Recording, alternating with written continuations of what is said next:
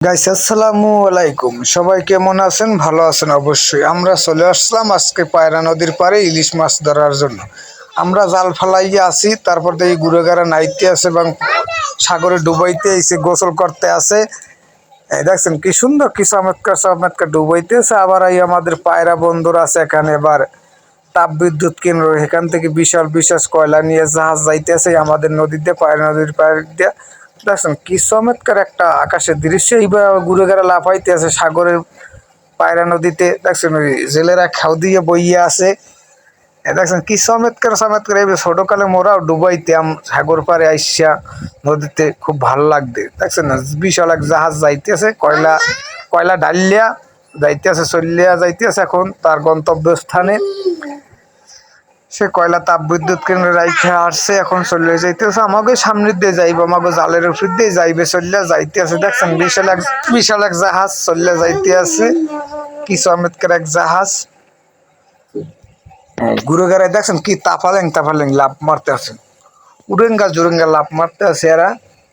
এইবার দেখছেন জালিয়ারা বইয়ে রয়েছে খেউ দিয়া, হ্যাগো জালের উপর দিয়ে এই জাহাজটা যাইতে আছে। বিশাল এক জাহাজ, দাম অল্প কিছু হয়তো হইবে, 2-5টা হইতে দাম।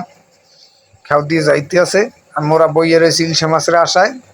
ঘুরে গেড়ায় ডুবাইতে আছে। দেখছেন এই এককালে মই একার বইয়ে বইয়ে সুন্দর সুন্দর ভিডিও করতে আছি, সুন্দর সুন্দর দৃশ্য ভিডিও গুলো বানাই কইতেছে। অডিয়েন্সরা দেখায়, অডিয়েন্সরা আবার কি দেখা মানে এটা দেখকে শান্তি পাক পায়রা নদীর পারে আইয়া।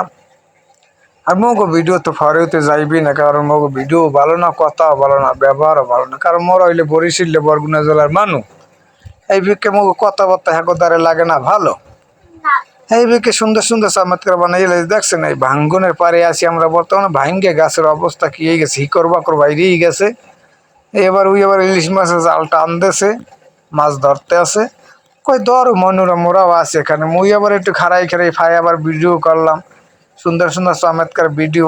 কইতে যা দেখি হালায়, হ্যাঁ বানাইয়েই ফালাই ভিডিও।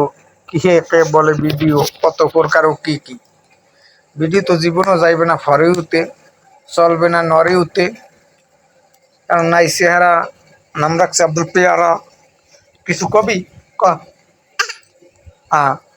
এই আবার দেখছেন সবুজ প্রকৃতি আমাদের দেশে, অনেক অনেক সুন্দর দৃশ্য। আকাশের দৃশ্যটা খুব ভালো লাগতেছে, খুব চমৎকার লাগতে আছে, সুন্দর সুন্দর দৃশ্য লাগতে আছে। এই এবার মোর মাইয়া ড্রাইভার কইতেছে ডাব খাইবে, অদিনে কুক্ক বলে এবার ডাব খাওয়া লাগবে। হ্যাঁ যেখানে যা মনে ওঠে হেই খাইবে ডাব, অমক সমক। হ্যাঁ যা ইচ্ছা যেটা ভাল লাগে সেটাই খাইতে চায়, যেটা ভাবনা চিন্তা যেটা মনে ধরে সে সেটাই খাবে। আর কিছু ইচ্ছা অনিচ্ছার কিছুই নাই।